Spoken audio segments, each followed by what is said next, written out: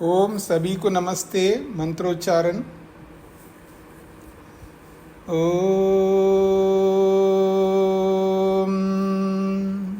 सहनाववतु सहनौ भुनक्तु सह वीर्यं करवावहै तेजस्विनावधीतमस्तु मा विद्विषावहै। ओम शांति शांति शांति।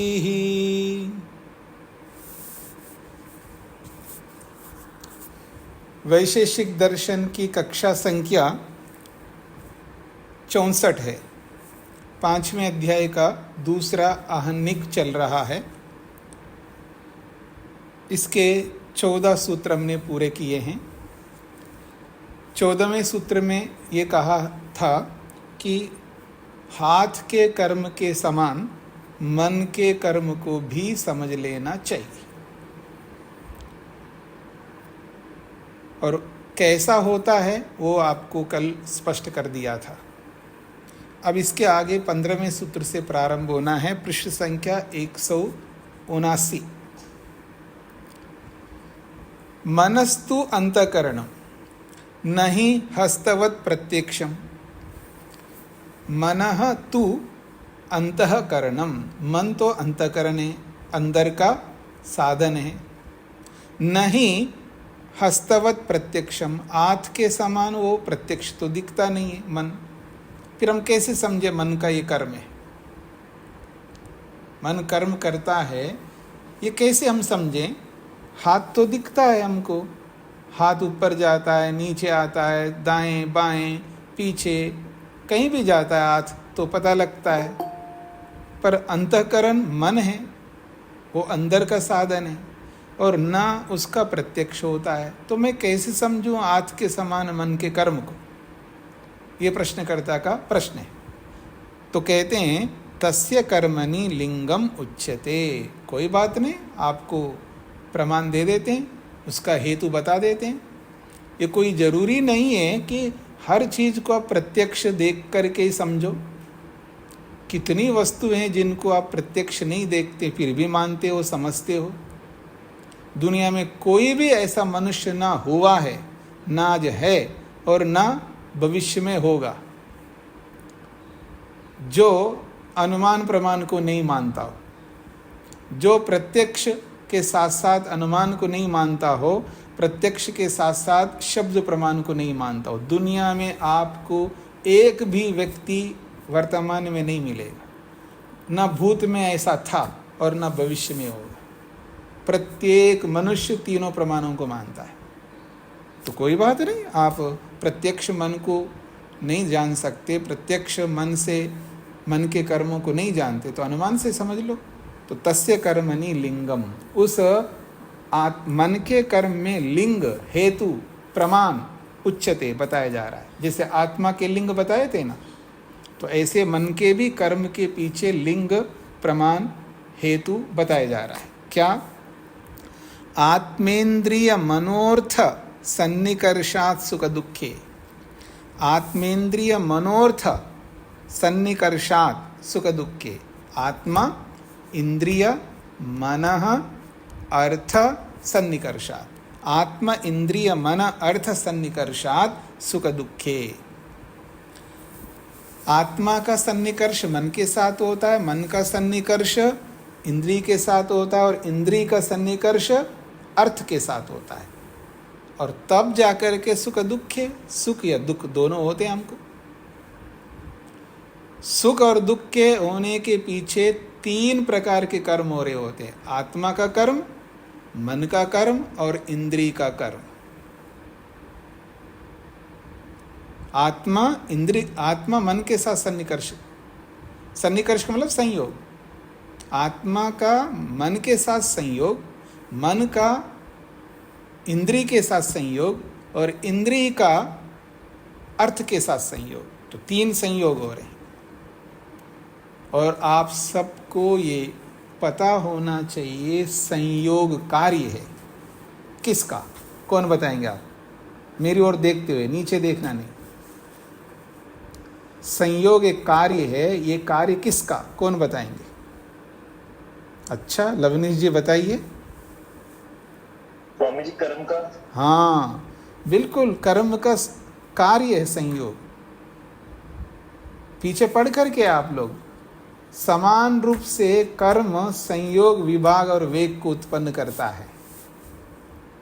तो जहां जहां संयोग हो रहा है तो समझ लेना वहां वहां कर्म हुआ है, तभी तो संयोग होगा। बिना कर्म के संयोग हो नहीं सकता, बिना कर्म के विभाग नहीं हो सकता, बिना कर्म के वेग उत्पन्न नहीं हो सकता। आप लिखते जाइए, लिखने का काम बहुत अच्छा करते हैं आप लोग, पर याद करते नहीं, दोहराते नहीं उसको। लिखने का क्या अर्थ है? ये जो लिखना जो है ना, ये हमको कमज़ोर कर दिया है। हमारे एक मित्र थे, हम लोग जब विद्यार्थी काल में पढ़ रहे थे तो न तो पेंसिल रखता न पेन रखता, पुस्तक में एक चिन्ह तक नहीं लगाता। और हम लोग तो बस पुस्तक आप खोलेंगे ना, हमारी अभी तो ये जो नई पुस्तक है इसमें जो मिसप्रिंट हो रहे हैं उसको मैं ठीक कर रहा हूँ। हमारी पहले की पुस्तक देखेंगे तो वो पेंसिल से ऐसा पोत दिया हमने पुस्तक में। और दूसरा नोटबुक होता है, उसमें भी पता नहीं अब तक मैंने न जाने कितने वो कॉपियाँ बनाई होगी दर्शनों की, आज तक उनको खोल करके नहीं देखा। तो पोतते गए, हम पोतते गए। और हमारे मित्र ऐसे थे, वो अभी भी है वैसे, तो वो कभी पेन से या पेंसिल से कोई चिन्ह तक नहीं लगाता। हम कहते थे क्यों नहीं लगाते, तो पूछते थे मेरे को क्यों लगाऊं मैं, बाद में पता लगेगा। मेरे को अभी पता है, तुम्हें अभी मेरे को पता है, फिर बाद में पता लगेगा, मतलब बाद में तब पता लगाने के लिए आप लिखते हो, आपको याद ना रहे। मेरे को याद है, मेरे को याद रहता है, मैं क्यों लिखूं? तो ये जो लिखना है ये अपने आप में हमारे माइंड को बदल देता है। मैं ये नहीं कहना चाह रहा हूँ कुछ नहीं लिखना चाहिए, मैं भी लिखता हूँ, ऐसी बात नहीं है, पर हम बस केवल लिखते ही जाएं, लिखते ही जाएं। इसका मतलब है हम मन का काम रोकना चाहते हैं। मन का काम है स्मरण करना, याद रखना। स्मृति मन का एक बहुत बड़ा कार्य है, और उसको हम विराम दे रहे, लिखते लिखते लिखते ऐसे पोथियाँ लिख करके रख दिया। अच्छा, लिख करके लिखना कोई बुरी बात नहीं, हम लिखते तो जा रहे हैं और याद रखते नहीं हैं, फिर उस लिखने का क्या अर्थ है? लिखो, नहीं लिखना ये मेरा बिल्कुल तात्पर्य नहीं, पर लिखने का मतलब है उसको बार बार रिपीट करो, दोहराते जाओ, और तब तक दोहराते जाओ जब तक वो याद ना रहे। मैंने कितने बार आपके सामने रखा है, मूल सिद्धांत जो होते हैं उनको हमेशा याद रखना होता है। तो हम 6 पदार्थों को पढ़ रहे हैं यहाँ पर, 6 पदार्थों के जो भी मूल सिद्धांत है वो हमको याद रहना चाहिए। क्यों याद नहीं रहते हैं? क्योंकि हम उनको दोहराते नहीं, दोहराते नहीं इसलिए याद नहीं रहते। जब हम गुरुकुल में आए, अर्थात अलग अलग गुरुकुल में पढ़े हैं वो अलग बात है, लेकिन जब दर्शनों को पढ़ने के लिए जैसे हमने योग दर्शन प्रारंभ किया तो गुरुजी का एक ही नियम था, योग दर्शन को याद करो, सूत्रों को 195 सूत्र याद कर लिया। फिर उसके बाद उन्होंने कहा कि इसको रोज दोहराना है, और जिस दिन नहीं दोहराओगे उस दिन दंड मिलेगा। दंड था हम पर। और जब तक दर्शनों को पढ़े हम लोग रोज दोहराते थे। खैर, मैं योग दर्शन को छोड़िए बाकी दर्शनों को भी याद किया था पढ़ते समय, अब तो याद नहीं है क्योंकि अब दोहराता नहीं हूं, याद नहीं है। लेकिन मूल सिद्धांतों को तो याद रखता हूं, नहीं तो फिर मुश्किल हो जाएगा मेरे को। तो आप मूल सिद्धांतों को तो याद रखिएगा, दोहराते जाइए। आपके पास बहुत समय होता है, 5 मिनट भी समय मिलता है ना, तो आप 5 मिनट में भी बहुत कुछ दोहरा सकते हैं आप लोग। जो जो आप लोग लिखते हो ना पेंसिल से या पेन से नई बातों को, केवल उनको दोहराते जाइए, तो उन्हीं के सहारे से सिद्धांत भी आपको याद आते रहेंगे। शैलेंद्र जी को क्या कहना है? स्वामी जी, पहले मुझे 1 घंटे के लेक्चर में जो हिंदी में होता था वो सब स्मरण रहता था, और अब ऐसी स्थिति नहीं, अब तो विस्मृत हो जाता बहुत सी बातें। हाँ, तो दायरा बढ़ा दिया ना आपने, क्षेत्र अपना अपना जो क्षेत्र है पहले सीमित था, अब अपने क्षेत्र को विस्तार कर दिया आपने, इसलिए किस किस को याद रखोगे? छोटा बच्चा होता है ना, उसका जो क्षेत्रफल होता है वो बहुत छोटा होता है। माँ होती है सबसे पहले, उसके बाद पिता सामने आता है, माइक बंद करिए, उसके बाद फिर चाचा ताऊ आते हैं, फिर और जो भी निकट के परिवार के लोग, उतना ही उसका क्षेत्र बनता है। फिर वो स्कूल जाता है, स्कूल में जो भी उनका बच्चे, जो भी उसके मित्र साथी अध्यापक, उतना ही दायरा होता है। इसलिए बच्चों को ज़्यादा याद क्यों रहता है? उसका क्षेत्र छोटा होता है, क्षेत्रफल छोटा है, तो इसलिए उनको सब याद रहता है बचपन में। और जैसे जैसे वो बड़ा होता है उसका क्षेत्रफल बढ़ता जाता है, लोग बढ़ते जाते हैं, उसके विषय बढ़ते जाते हैं। और अब आज देखिएगा, आप किसी के ऊपर उंगली लगाओ, उसका क्षेत्र इतना विस्तार हुआ है ना, पूछो मत। इतने बड़े क्षेत्र में किस किस को याद रखेगा? सबको याद नहीं रख सकता। फिर किसको याद रखेगा? जिसमें उसकी रुचि होती है, जिसमें उसकी श्रद्धा होती है, जिसमें उसका आकर्षण होता है, जिसमें उसका लगाव होता है, जिसका महत्व समझता है, जिसकी उपयोगिता समझता है, जिसके लाभ समझता है, जिसके ना होने से हानि समझता है, उसको याद रखेगा। बाकियों को क्यों रखेगा? अगर आपको याद रहे, ऐसा चाहते हैं, तो आप ये बातें लाओ जो अभी तक मैंने दोहराया, उसके बिना याद नहीं रह सकती कोई भी हो।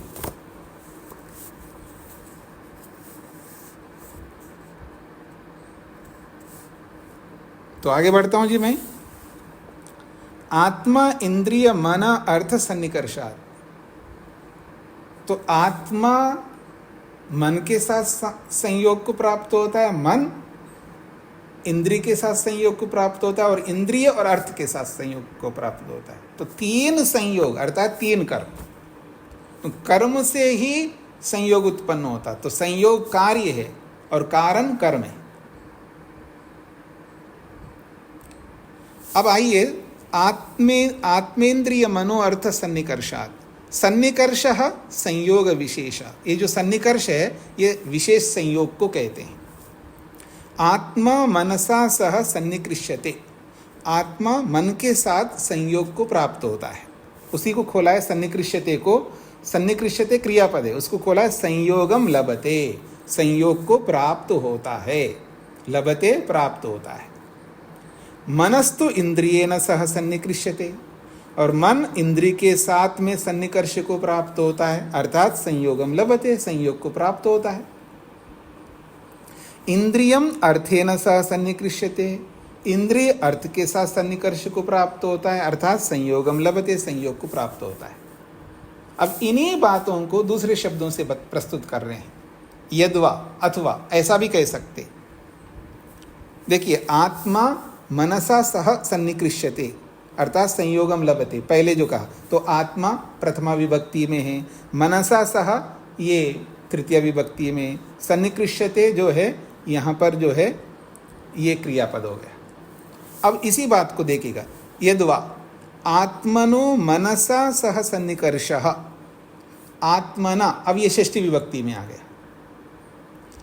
आत्मनः, आत्मा का, मनसा सह सन्निकर्ष, मन के साथ सन्निकर्ष अर्थात संयोग विशेषः। आत्मा का मन के साथ संयोग विशेष होता है। ये दूसरा वाक्य है। किस लिए होता है? तद उद्बोधनाय, उसको उद्बुद्ध करने के लिए, अर्थात मन को सचेत करने के लिए आत्मा का मन के साथ संयोग होता है। आत्मा का मन के साथ विशेष संयोग होता है। क्यों होता है? तद उद्बोधनाय, उस मन को जागृत करने के लिए, उसको सचेत करने के लिए ऐसा होता है। फिर देखिएगा, मनसः खलु इंद्रियेण सन्निकर्षः संयोगः, मन का इंद्रिय के साथ सन्निकर्ष अर्थात संयोग होता है। क्यों होता है? तत्प्रेरणाय, उसको प्रेरित करने के लिए। इंद्रिय को प्रेरित करने के लिए तो मन इंद्रिय के साथ संयोग को प्राप्त होगा। इंद्रियस्य अर्थेन सह सन्निकर्षः संयोगः, इंद्रिय का अर्थ के साथ संयोग विशेष होता है। क्यों? तद्ग्रहणाय भवति, उस अर्थ को ग्रहण करने के लिए होता है। बातें वही है लेकिन वाक्यावली अलग अलग है, बताने का ढंग प्रक्रिया पद्धति अलग अलग है। पुनः तो जब अर्थ ग्रहण हो गया फिर क्या होगा? अर्थ ग्रहण होने पर तो कहते सुख दुखे भवता, सुख या दुख दोनों में से कोई एक होता है। अर्थ को ग्रहण करते ही, अब अर्थ को ग्रहण क्यों किया आपने? या तो सुख के लिए, दुख के लिए। तो अर्थ ग्रहण होते ही या तो आपको सुख मिलेगा या दुख मिलेगा, दोनों में से एक मिलेगा। उसी को बोला है सुखम दुखम व भवति, या तो सुख होता है या दुख होता है। यच्च कर्मणा फलम, जो कि कर्म का वो फल है, सुख और दुख। 3 कर्मों का फल है, याद रखना। आत्मा का कर्म, मन का कर्म और इंद्रिय का कर्म। इन 3 कर्मों का फल है ये सुख या दुख। इसी को और स्पष्ट कर रहे हैं, अर्थ ग्रहणे सुखम दुखम व भवति। अर्थ को ग्रहण करने में, किसी अर्थ को, वस्तु को जब हम अपनाते हैं, उसे सुख या दुख दोनों में से एक होता है। तो सुख किस में होता है, दुख किस में होता है, तो उसको भी खोल के बता रहे हैं। अभीष्ट है सुखम, अभीष्ट है, अगर आपकी इच्छित वस्तु है वो, तो आपको सुख होगा। और अनिष्ट है, अगर अनिच्छित वस्तु प्राप्त हो गई आपको, तो दुख होगा। अब मेरी ओर देखिएगा, एक उदाहरण देता हूं आपको, सरल उदाहरण। मैं एक आत्मा हूं, मन के साथ सन्निकर्ष को प्राप्त किया, मेरा मन नेत्रेंद्रिय के साथ सन्निकर्ष हुआ, हाँ ठीक है जी। और मेरी नेत्रेंद्रिय जो है लवनीश जी के साथ सन्निकर्ष किया। क्या कमाल का दाढ़ी है, कमाल है, वाह, ठीक है जी। काश ऐसा ही मेरा भी होता, काला काला देखो सफेद हो रहा है मेरा। एक उदाहरण दे रहा मैं आपको। तो आत्मा मन के साथ, मन का इंद्रिय के साथ, इंद्रिय किसी न किसी इंद्रिय के साथ, चाहे वो नेत्रेंद्रिय के साथ हो, ज्ञानेंद्रिय के साथ हो, किसी न किसी के, फिर वो इंद्रिय अर्थ के साथ सन्निकर्ष। अब वो सामने वाली वस्तु जिसको इंद्रिय ने ग्रहण किया, वो वस्तु अभीष्ट है, अपने अवेक अनुकूल है। अभीष्ट का मतलब है आपके अनुकूल है तो सुख मिलेगा, और प्रतिकूल है तो दुख मिलेगा। जिसको हम पसंद नहीं करते उसके साथ इंद्रिय, नेत्रेंद्रिय का सन्निकर्ष हो गया। जिसको हम पसंद नहीं करते उसको देखते ही दुख होगा। अगर अनुकूल वस्तु के साथ देखा, अनुकूल वस्तु को देखा तो सुख होगा। ये सबके साथ लागू करिएगा। अब मैं यहाँ एक विशेष बात कहना चाह रहा हूँ। अब मैं क्या लवनीश जी की दाढ़ी को देख करके, क्या उस दाढ़ी से मेरे अंदर सुख एंट्री किया? क्या? कुछ नहीं। उनकी दाढ़ी उनके जगह पर, केवल रूप को देख रहा हूं मैं। रूप सुख नहीं है, रस सुख नहीं है, गंध सुख नहीं है, स्पर्श सुख नहीं है। समझ रहे ना सब लोग? रस का ग्रहण हो रहा है जिह्वा से, नेत्र से रूप का ग्रहण हो रहा है, नाक से गंध का ग्रहण हो रहा है, और त्वचा से स्पर्श का ग्रहण हो रहा है, कान से शब्द का ग्रहण हो रहा है। शब्द की प्राप्ति हो रही है, स्पर्श की प्राप्ति हो रही है। प्राप्ति का मतलब क्या होगा? बस ऐसे जैसे मैंने रूप को अनुभव किया वैसे अनुभव किया, लेकिन उस रूप को मैंने अपने ज्ञान से अनुकूल मान लिया, तो अनुकूल मानना ही सुख है। और मैं अपने ज्ञान से उसको प्रतिकूल माना, प्रतिकूल मानना ही दुख है। तो इसका मतलब बाहर से कोई सुख और दुख अंदर एंट्री नहीं किया। फिर वो जो सुख में अनुभव कर रहा हूं, महसूस कर रहा हूं, वो अंदर से, मन के अंदर से महसूस कर रहा हूं।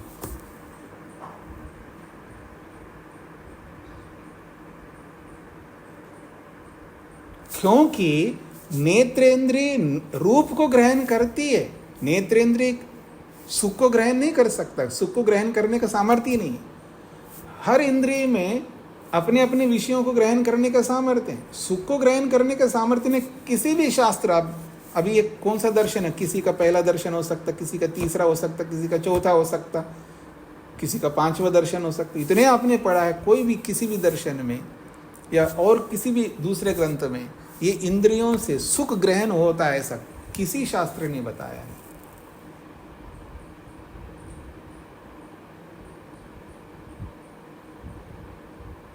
और सुख मिलता दुख मिलता किससे? मन से। तो मन में है पहले से, और मन से ही हम अनुकूल है तो, और मन से ही सुखी हो रहे हैं, प्रतिकूल है मन से दुखी हो रहे हैं। नहीं जी, सुख अनुभव होता है अंदर, तो होता है अंदर, मन से ही हो रहा है बस, और क्या है, बाहर से थोड़ा है आपके अंदर सुख। बस इसको थोड़ा समझना है आपको। कॉम्प्लिकेटेड है, लेकिन आप धीरे धीरे इसको गहराई से समझने का प्रयत्न करेंगे तो धीरे धीरे समझ में आएगा, और जब ये बात समझ में आएगा तो फिर दुख नहीं होगा।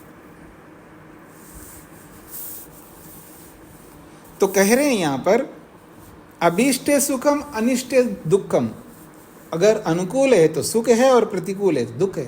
मनु महाराज भी यही तो कहते हैं, मनु महाराज ये भी तो कहते हैं, अनुकूल वेदनीयम सुखम प्रतिकूल वेदनीयम दुखम।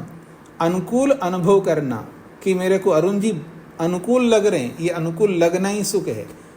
अब मैं ये व्यक्ति है, ये वस्तु मेरे को प्रतिकूल लग रहा है, ये प्रतिकूल लगना ही दुख है, ऐसा मनु महाराज भी कहते हैं। अर्थग्रहणम सन्निकर्षात तत्संयोग विशेषात। अर्थग्रहणम, ये जो अर्थ का ग्रहण होता है हमको, यानी अर्थ हमको जो प्राप्त होता है, सन्निकर्षात, सन्निकर्ष से, संयोग से होता है, अर्थात तत्त संयोग विशेषात, उस वस्तु के साथ विशेष संयोग होने से होता है। संयोगस्तु कर्मणा कार्यम, यहाँ स्पष्ट कर दिया, देखिए संयोग तो कर्म का कार्य है। ये जो संयोग है ये कर्म का कार्य है। कैसे कहना चाहते हैं आप? देखो, संयोग विभाग वेगानाम कर्म समानम, संयोग विभाग वेग इन तीनों का समान रूप से कर्म कारण बनता है। ये पहले अध्याय में बता चुके हैं। इति उक्तत्वात्, ऐसा हमने पहले अध्याय में बताया गया होने से, अर्थात पहले अध्याय में कह दिया गया होने से, तत्र कर्म अधिष्ठानानि त्रीणि, इस विषय में कर्म के जो अधिष्ठान है, अर्थात कर्म करने वाले तीन तत्व हैं। कर्म अधिष्ठानानि, कर्म करने वाले, कर्म के जो आधार है या कर्म करने वाले हैं वो तीन है। कौन? आत्मा, मन, इंद्रियम। आत्मा, मन और इंद्रिय। आत्मना कर्म मन प्रबोधनम, आत्मा का कर्म क्या है जी? मन प्रबोधनम, मन को जगाना है, मन को सचेत करना है। मनसा कर्म, मन का कर्म क्या है? खलु इंद्रिय प्रेरणम, इंद्रिय को प्रेरित करना मन का कर्म है। फिर कहा अथ इंद्रिय कर्म, इंद्रिय का कर्म क्या है? इंद्रिय कर्म तु अर्थ ग्रहणम, इंद्रिय का कर्म है अर्थ को ग्रहण करना।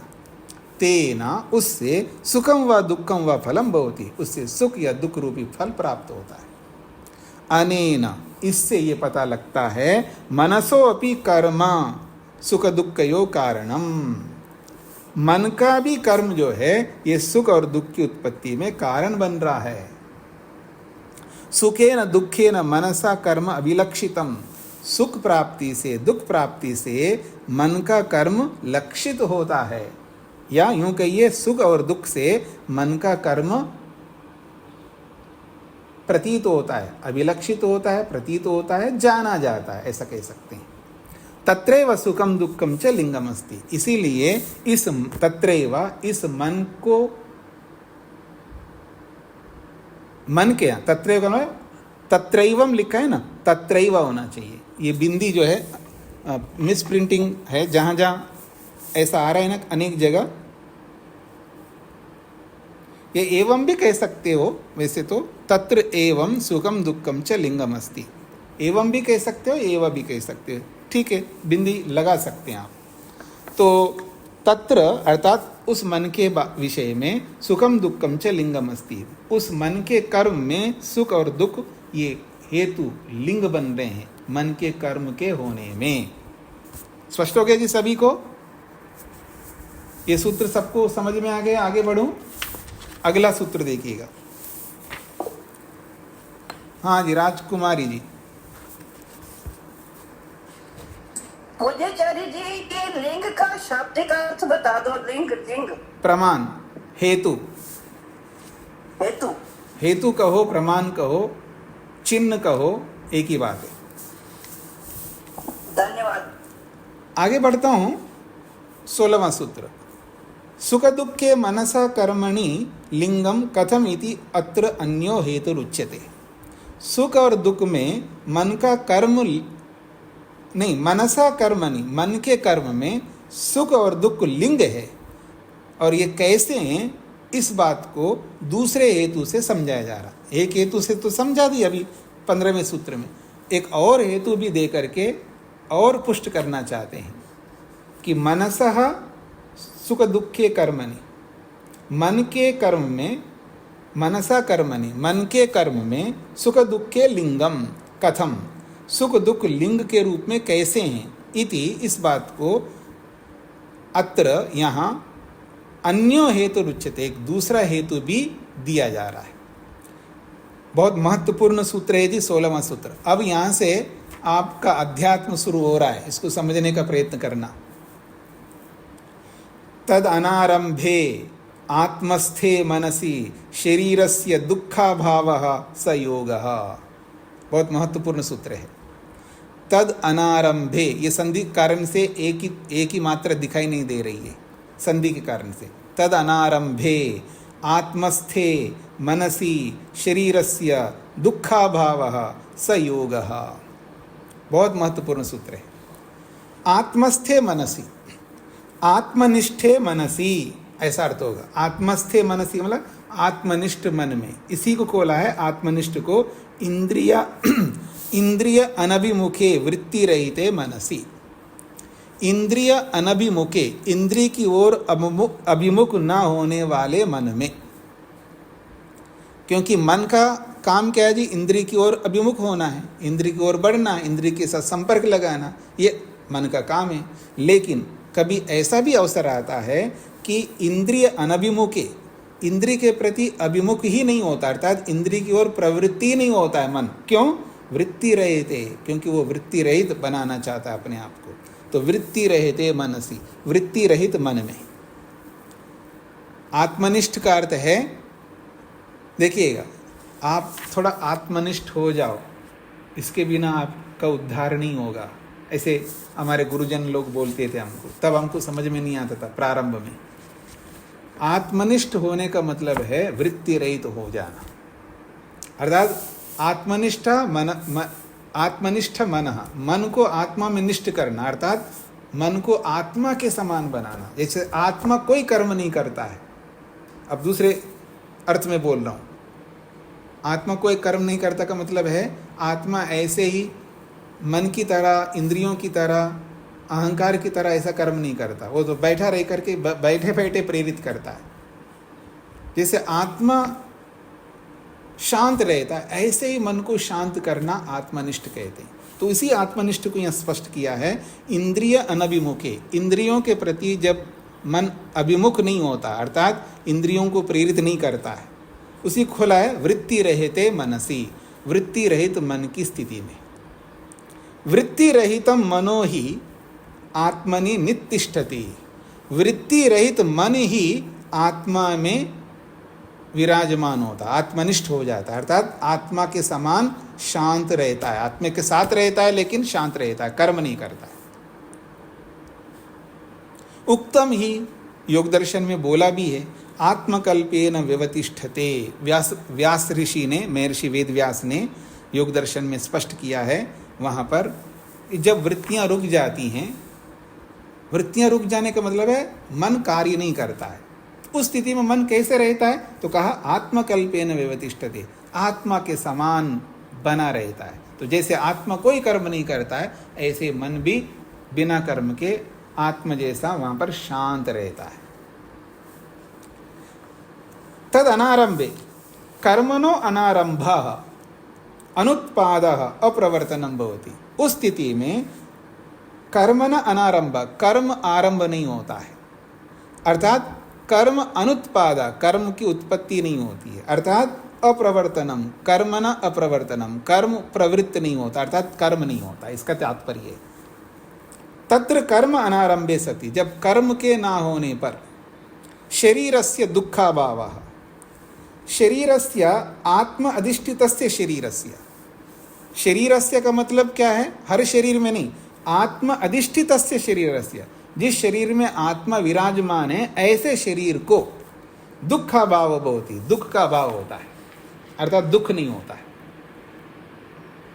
जब मन कर्म ही नहीं कर रहे तो दुख क्यों होगा? दुख का जड़ ही मन का कार्य है। मन जब तक कर्म करता रहेगा दुख तो होता रहेगा। हाँ, ये याद रखना, कर्म, मन ने कर्म करना बंद कर दे दुख बंद हो जाएगा। ये बहुत ऊंची बात बताई जा रही है, योग की बात है ये। अब कह रहे हैं ये जो सूत्र में दुःखाभाव जो बोला है ना, इस दुःखाभाव में दुख में सुख भी विराजमान है। ये केवल दुख का भाव नहीं होता, सुख और दुख दोनों का भाव होता है, अर्थात सुख भी नहीं होगा दुख भी नहीं होगा। सुख कौन सा? भौतिक सुख, सांसारिक सुख, इंद्रियों का सुख। बस भौतिक सुख का मतलब है संसार से जो भी सुख मिलता है वो सारा सुख लिया जाएगा। तो दुख का भाव का मतलब है केवल दुख नहीं है, सुख और दुख दोनों का भाव होता है। और दुख से सुख कैसे ले सकते हैं आप? दुख का भाव बोला, सुख दुख का अभाव थोड़ा बोला है। केवल दुख का भाव बोला तो आप सुख कैसे ले रहे हो? तो मेरी ओर देखिएगा, आप में से जिन्होंने योग दर्शन पढ़ा है उनको पता है ये जो संसार का सुख है उसको भी दुख माना है। क्यों दुख माना है? क्योंकि उस सुख में 4 प्रकार का दुख है।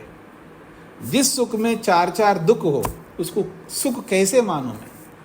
उस सुख को भी दुख मान लिया। ये कौन मानता है?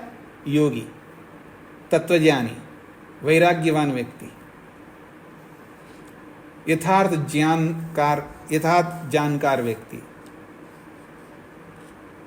जो यथार्थ ज्ञान जिसके पास नहीं है वो सुख दुख को भी सुख मानता है और सुख को दुख मानता है, क्योंकि वो उसके पास अविद्या है।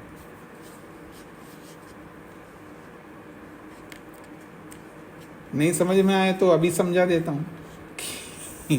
ये जो याद रखना है ना, याद रखने से सुख मिलता है, पर हमको ये समझ में नहीं आता।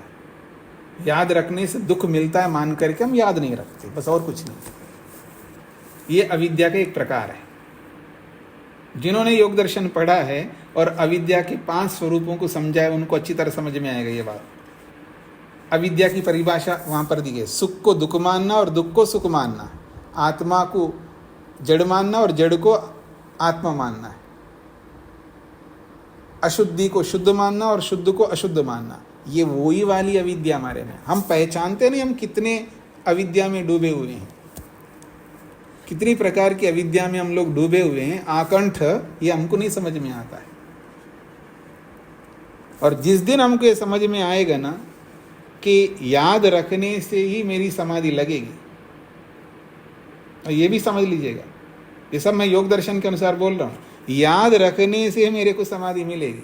मेरे को उनको याद रखना है जिन जिन से समाधि लगती है मेरे को, उनको मैं याद नहीं रखता हूँ, क्योंकि उनको मैं दुख समझता हूँ, क्योंकि वो सुख रूप है।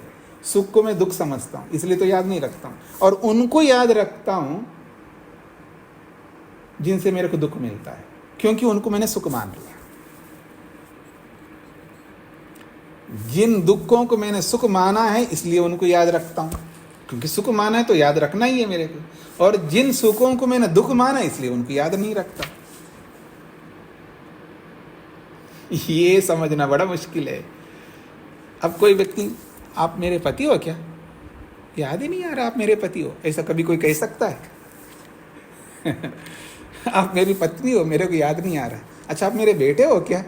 अच्छा, ये मेरा ही घर है क्या? अच्छा, मेरे पास पैसा भी है क्या? अच्छा, मेरे पास जमीन भी है क्या? मैं भूल गया, मेरे को पता ही नहीं है। आप मेरे बेटे हो, आप मेरी पत्नी हो, आप मेरे ये हो, मैं तो याद नहीं रखता।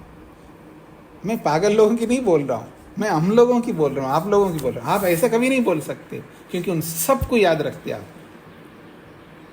देखो पुष्पा जी देख रही है, हंस रही है, उनको सब याद है। पुष्पा जी 2 है, पुष्पलता जी को नहीं बोल रहा हूँ मैं।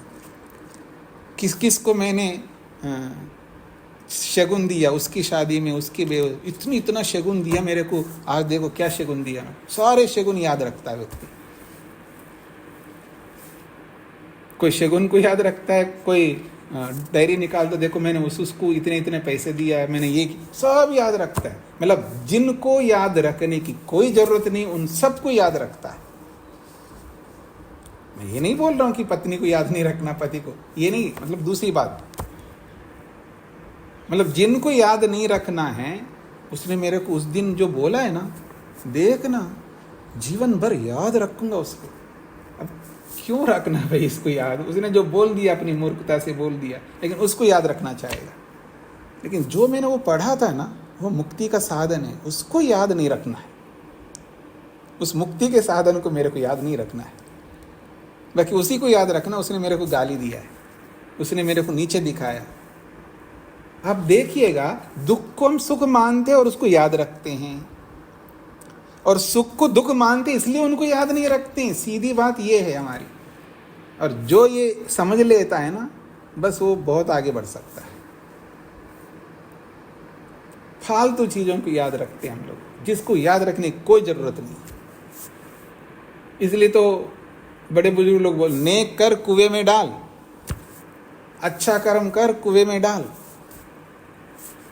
वो इसलिए बोलते हैं, उसको याद रखने की जरूरत नहीं है।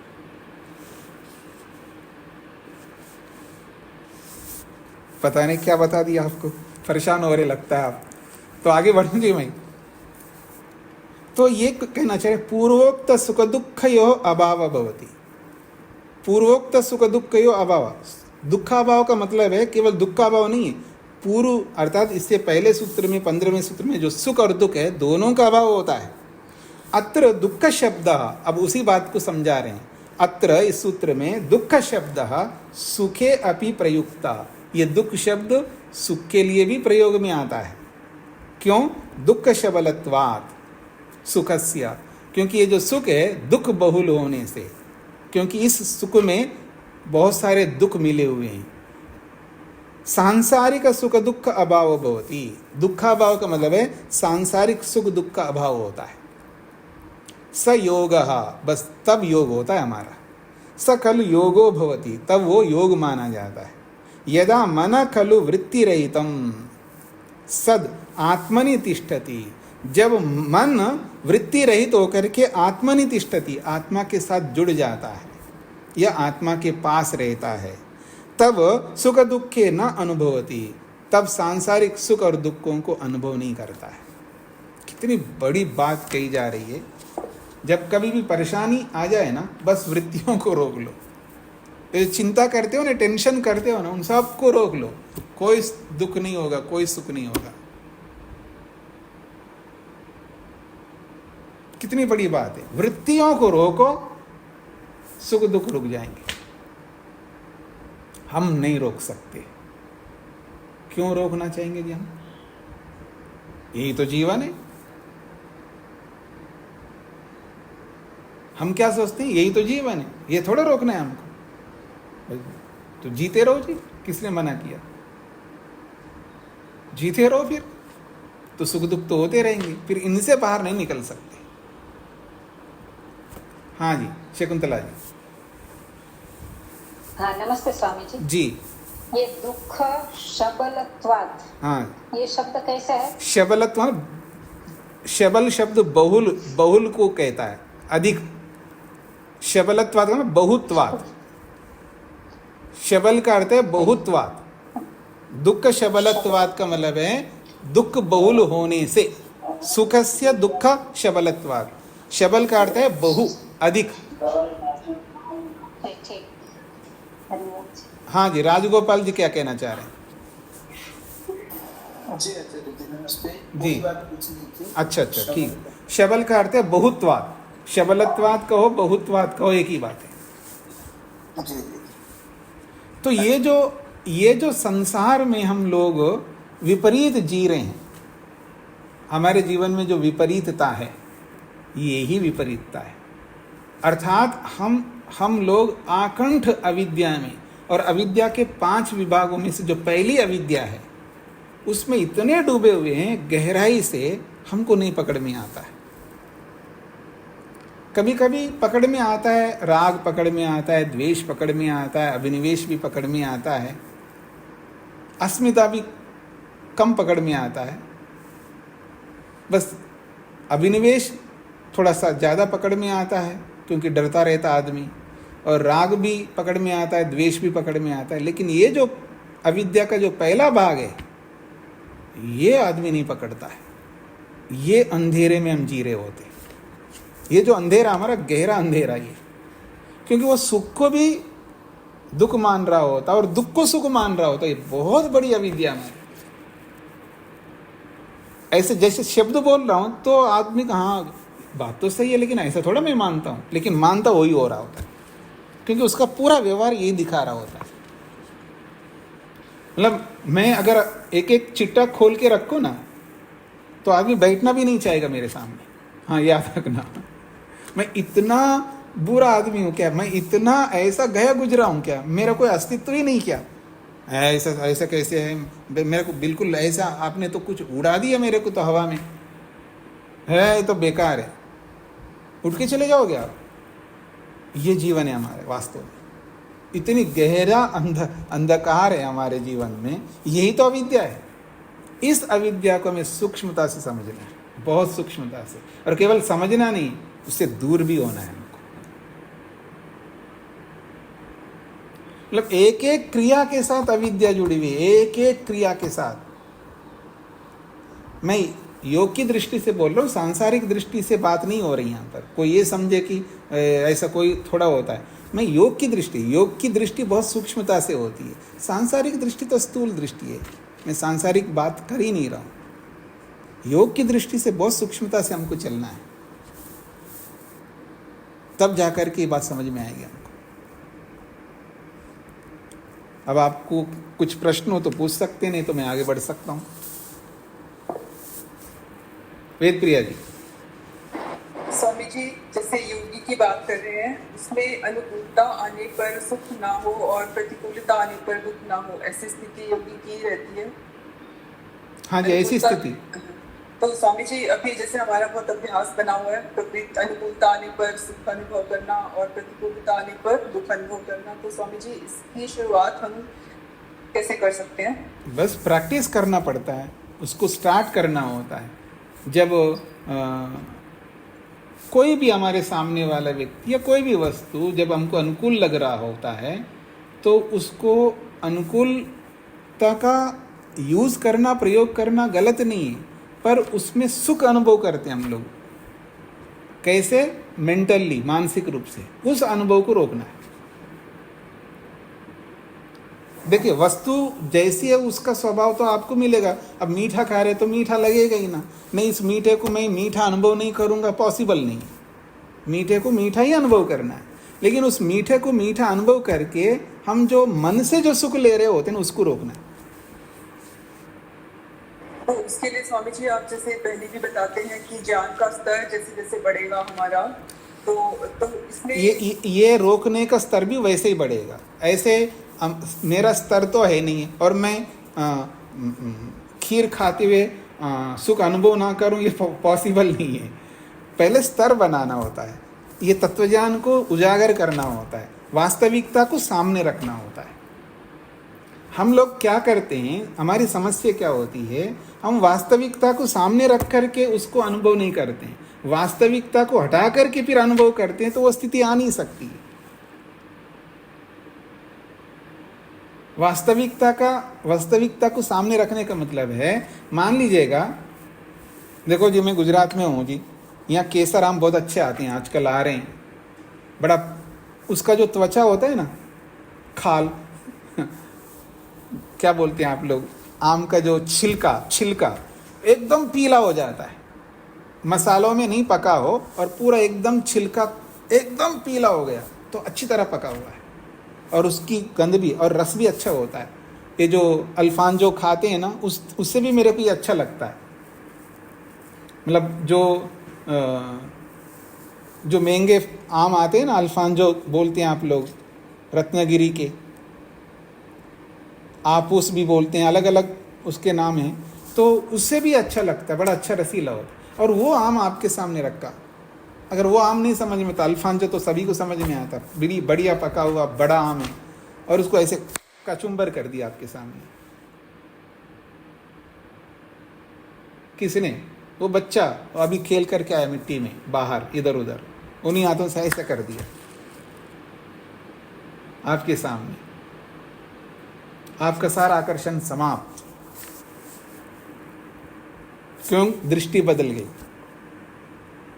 मन में दृष्टि बदल। आम तो वही है ना, आम तो वही है, आम बदला नहीं है, दृष्टि बदल गई। दृष्टि बदलते ही उसके प्रति आकर्षण समाप्त हो जाता है। तो ऐसे ही उसने ऐसा कुछ नहीं किया, आपके सामने है। अब आपके सामने ठीक आम है, जो भी है उसको देखो, उसको खाना भी है आपको, लेकिन दृष्टि बदल करके खाना है। अब क्या दृष्टि बदलनी है जी? आम है, मेरे को पसंद भी है। आम के सीजन में 400 से 500 किलो खा जाता हूं मैं, पूरे आम के सीजन में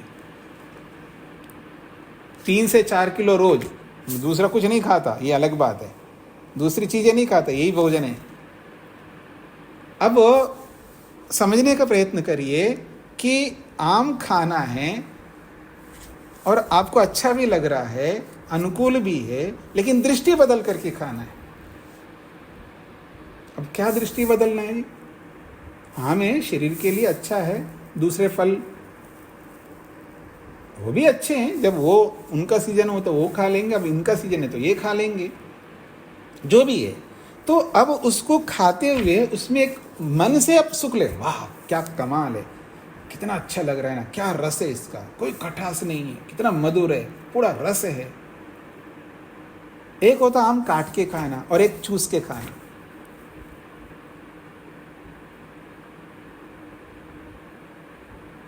और चूस के खाना मतलब अंदर से खराब वराब नहीं है, अच्छा है, पहले देख लो। हाँ, कई बार ऊपर से तो अच्छा दिखता है और अंदर से खराब भी हो जाता है, बरसात हो गया अथवा कुछ ऐसे कुछ कोई बहुत सारे कारण हो, वो सारा आपको पता है, फिर आप चूस के खा रहे हो, बड़ा अच्छा लगता है। चूस के खाने में और काट के खाने में बहुत अंतर होता है। खैर, वो सब सुख के जरिए अलग अलग। आम खाने चाहे काट के खाओ, चाहे उसका निकाल करके उसको जूस बना करके खाओ, टुकड़ों के रूप में खाओ, जैसे भी खाओ, आपकी मर्जी, वो एक अलग बात है। पर ये सुख को, सुखी होने के जरिए ये सारे अलग अलग।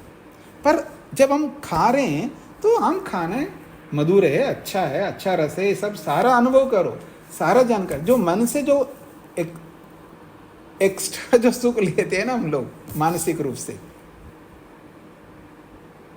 क्योंकि आम खाने से मिठास लग रहा है, उसका जो भी रस का अनुभव है वो अलग है। वो तो आप ना भी बोलो तो भी अनुभव में आएंगे, वस्तु का धर्म नहीं छोड़ सकता। लेकिन जो मन से जो हम सुख ले रहे होते हैं वो रोकने का प्रयास करो, और जितना ज्ञान का स्तर है उतने स्तर पर आप रोकते जाओगे। ज्ञान का स्तर जैसे जैसे बढ़ता जाएगा वैसे वैसे उसका स्तर भी बढ़ता जाएगा। हम रोकने का प्रयास नहीं करते, बस ये काम करते जाओ, आगे बढ़ते जाएंगे। किसी भी वस्तु, आम तो प्रसंग आ गया है, आम का सीजन है, बाकी कुछ भी खाओ, कुछ भी देखो, कुछ भी सुनो, हर चीज में उसकी अनुभूति करिएगा। अच्छी है तो अच्छी अनुभूति करिएगा, दुखदाई है तो दुखदाई की अनुभूति करिएगा। लेकिन जो मन से दुखी होना और मन से सुखी होना रोकना, तो धीरे धीरे धीरे आपको समझ में आता जाएगा। तो स्वामी जी, ऐसा जरूरी नहीं है कि अगर प्रतिकूलता हो रही है तो दुखी ही होगा, जैसे बारिश सूक्ष्मता से पकड़े तो? देखिए, प्रतिकूलता है तो दुख है, लेकिन उस दुख का मतलब जैसे मेरा हाथ कट गया तो प्रतिकूल है, तो उसको मैं अनुकूल नहीं बना सकता हूँ। तो प्रतिकूलता से दुख होगा, उसका दुख जो होगा शरीर में मान लो कटेगा तो उसका दुख तो आत्मा को होगा, उसको हम नहीं रोक सकते। लेकिन मन से भी एक अतिरिक्त भी दुख लेते हम लोग, उसको तो रोक सकते। प्रतिकूलता से दुख और दुख से जो द्वेष होता है उसको हाँ हाँ, वो तो रोकना है। यानी प्रतिकूलता तो दुख होता है, दुख से फिर द्वेष होता है, द्वेष को भी रोकना है। जो जो रोकने योग्य सबको रोकना है जी। हाँ जी, चंद्र सिंह जी को क्या कहना है? स्वामी प्रणाम जी। अभी स्वामी कल में बहुत सारे आम आए थे, तो एक आम ऊपर से बहुत सुंदर दिख रहा था, बहुत अच्छा, और जब उसको काटा तो स्वामी जी बहुत कीड़े थे उसके अंदर। तो यही तो बता रहा था मैं। पेड़ से पका हुआ आम था, तो जैसे हम कह रहे थे ना चूस के, तो मेरा तो ये है कि आप चूस कर खाना छोड़ देना चाहिए, काट के ही खाना चाहिए। देखो, ये आप मेरी बात का खंडन कर रहे हैं। मैंने ये नहीं बोला है कि उसका तपास करो, छानबीन करो करके फिर वो तो है। इसका ये मतलब नहीं कि एक आम में कीड़े निकल गए तो उसके कीड़े निकलने के पीछे बहुत सारे कारण है, क्योंकि अभी अनएक्सपेक्टेडली बिना सीजन के जो बरसात है उसके कारण से ये हो रहा है। लेकिन वास्तव में जब मानसून आता है उस समय जैसे ये तो पेड़ से पका हुआ था सीधा, कोई पेड़ से बात आया। नहीं, पेड़ से पके चाहे नीचे पके, गलत पकने के पर ऐसा होता है। अगर सही ढंग से पकने पर नहीं होता। अगर पके हुए आम में अगर कीड़े होते हैं, अगर सिद्धांत बनाएंगे तो ये नहीं बन सकता है। वो तो कारण दूसरा होता है, ऐसा नहीं होता है। मैं ये नहीं कह रहा हूँ कि कीड़े नहीं होंगे तो यही तो प्रमाण से मैंने प्रमाण पूर्वक बोला है। जी। और मेरे बात को आप खंडन नहीं कर सकते। अगर मैं बिना प्रमाण के ऐसे ही खाने के लिए बोलता तब तो आप खंडन कर सकते। निर्मला जी को क्या पूछना है? मैं तो आज से काट के खाऊंगा स्वामी जी। अरे मैं कब कह रहा हूँ आप चूस के खाओ। जी जी, निर्मला जी बोलिए। नमस्ते स्वामी जी। जी। ये जैसे वेद बहन जी ने पूछा कि अनुकूल प्रतिकूल स्थितियों को कैसे रोकेंगे, अभ्यास करेंगे या क्या करेंगे उसको? तो अभी तक मैं क्या उसको बता रहा रोकने- था? मैं अभी तक क्या बता रहा था? अभ्यास करने के लिए तो बता रहा था। अच्छा, हाँ, ठीक। अभ्यास करिएगा ना। जी जी। और दूसरा वैराग्य भी करना है क्या? वैराग्य भी अब वो नहीं खाऊंगा। नहीं खाऊंगा का ऐसा होता है, खाने योग्य है, आपको आवश्यकता है तो खाएंगे, उसको नहीं खाएंगे तो कैसे काम चलेगा? लेकिन बिना भूख के खाएंगे, बिना आवश्यकता के खाएंगे तो उसको रोको। कई बार आदमी बिना आवश्यकता के खाता है, बिना भूख के खाता है, स्वाद लेके खा लेते हैं। जो भी कारण है वो उसमें वैराग्य उत्पन्न करना है। बाकी आवश्यकता पर वैराग्य उत्पन्न करके ना खाएंगे तो मुश्किल हो जाएगा ना। जी। तो धन्यवाद। और किसी धन्यवाद कुछ स्वामी। पूछना है तो या मैं यहीं रोक दूं आज, क्योंकि समय नहीं है। सोमनाथ जी। स्वामी जी नमस्ते। वो खाने का जो भी खाएंगे उसमें तो राग बढ़ता है। नहीं, देखिए, खाने से राग बढ़ता तो ये हमारे हाथ में है ना। हम बिना राग के भी खा सकते हैं और राग से भी खा सकते हैं। ये तो हमारे जान के ऊपर निर्भर करता है ना। मैं उदाहरण देता हूँ आपको। मेरे घर में कोई मर गया और मेरे को डॉक्टर ने बोल रखा है भूखा नहीं रह सकता, आपको बीपी बढ़ेगी, आप भूखा रहोगे तो आपको डायबिटीज बढ़ेगा, ऐसी स्थिति है। मर गए तो कोई बात नहीं, मैं खा रहा हूँ, तब मेरे को कोई सुख नहीं मिलता है। मैं एक जनरल उदाहरण दे रहा हूँ। क्यों नहीं मिलता? क्योंकि मेरा दिमाग दुख में है। मेरा दिमाग, जो भी मरा है अपने निकट का आदमी, उसके साथ में मेरा मन जुड़ा हुआ है, अटैच्ड है, जो भी है। तो उस वजह से मेरे कोई सुख की अनुभूति नहीं होती है। इसका मतलब उस खाने का रस नहीं है क्या? जो भी हम खा रहे हैं उसका रस है, मीठा है, खट्टा है, जो भी रस है उसको सब मिल रहे हैं शरीर को, लेकिन मेरे को सुख नहीं हो रहा है। क्यों? मेरा मन जो है दूसरे में लगा हुआ, दुख में लगा हुआ, या जो भी पिता है, पत्नी है, पति है या बेटा है, जो भी है उसमें मेरा मन लगा हुआ है। उस दुख से मैं आहत हूँ, इसलिए मैं खा तो रहा हूँ, पर मेरे को सुख या दुख की अनुभूति उस खाने से नहीं होगा। तो ठीक इसी प्रकार से, पहले सुन लीजिएगा, ठीक इसी प्रकार से योगी भी वो सब अनुभव करता है। वहाँ तो अविद्या के कारण से ऐसा हो रहा है, या विद्या के कारण से वो उसको मीठा भी लग रहा है, खट्टा भी लग रहा है, जो उसके रस है, षड रस का अनुभव कर रहा है। लेकिन वो षड रसों का अनुभव करता हुआ जो मन से जो सुख अनुभव हो करता है ऊपर से, वो नहीं करेगा, उसको रोकता है। वो अभ्यास से होगा। तो ये अभ्यास में होगा, ठीक है, अभ्यास से होगा। हाँ जी, राजगोपाल जी। जी आचार्य जी, 15वां सूत्र का अंतिम पंक्ति, तो व्याख्या की अंतिम पंक्ति में जी, अनेन मनसोपि कर्म सुख दुख कारण। ये कह रहे हैं इससे ये पता लगता है मन भी सुख दुख के मनसो अपि कर्म, इससे भी पता लगता है मन का भी कर्म होता है। मनसो अपि कर्म, मन का भी कर्म होता है, ऐसा इस सूत्र से पता लगता है। और सुख दुख यो कारणम, और सुख दुख का कारण बन रहा है कौन? कर्म। मन का कर्म। हाँ जी, मन का कर्म सुख दुख का कारण बन रहा है, क्योंकि उसी कर्म से तो सुख दुख उत्पन्न हो रहा है। और सुखेन दुखेन मनसा कर्म अभिलक्षितम, इस सुख से इस दुख से मन का कर्म लक्षित होता है। जी। अंजलि जी। स्वामी जी, तो ऐसे भी कर सकते हैं सुख ना लेने के लिए कि कोई चीज जो आपको बहुत अच्छी लगती है और उसमें आप सुख लेते हैं जनरली, उसको हम थोड़े दिनों के लिए तो हाँ, वो सोचें कि भाई हम ये इतने दिनों के लिए जैसे मीठा है या वो छोड़ दें, और दूसरी बात है जब उस चीज को खाएं तो फिर ये कहें कि ये हमारे लिए लाभदायक है। जैसे कोई खीर ही आप कह रहे हैं, खीर हमारे लिए सत्गुण प्रधान है, हम इसलिए खा रहे हैं, यही कि मुझे बहुत स्वादिष्ट लगती है और मुझे बहुत मजा आ रहा है। हाँ, उस चीज को थोड़ा थोड़ा गैप करके ऐसे भी कर सकते हैं। ऐसा कर सकते हैं।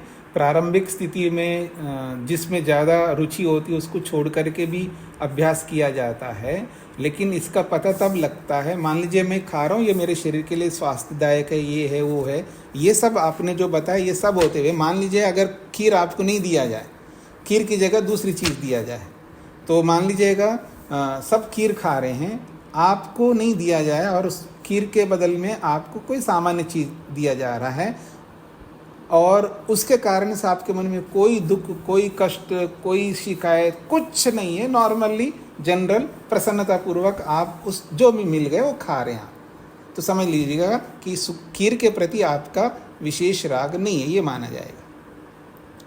ठीक है। और दूसरा ये है कि खीर भी खाना चाहिए, उससे भी न्यूट्रिशन मिलता है, बिल्कुल मिलता है, और उसके सप्लीमेंट्री कोई दूसरी चीज़ दिया जा रहा है तो स्वीकार कर लेना चाहिए। आदमी नहीं स्वीकार करता है, मेरे को वो ही चाहिए, ऐसा ही चाहिए, इसी तरह का चाहिए, और नहीं मिलता है तो बहुत सारी स्थितियां उत्पन्न कर लेता है।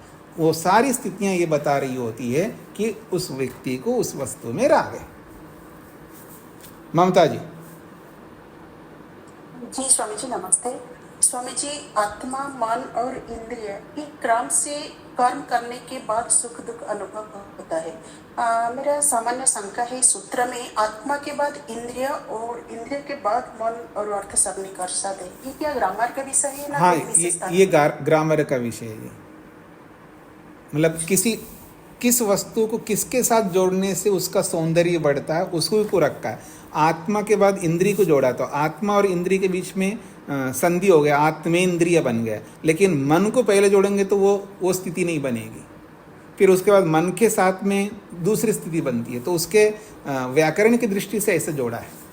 किस शब्द को किसके साथ जोड़ना चाहिए, इस सब में व्याकरण काम आता है। जी। ओम शांति शांति शांति।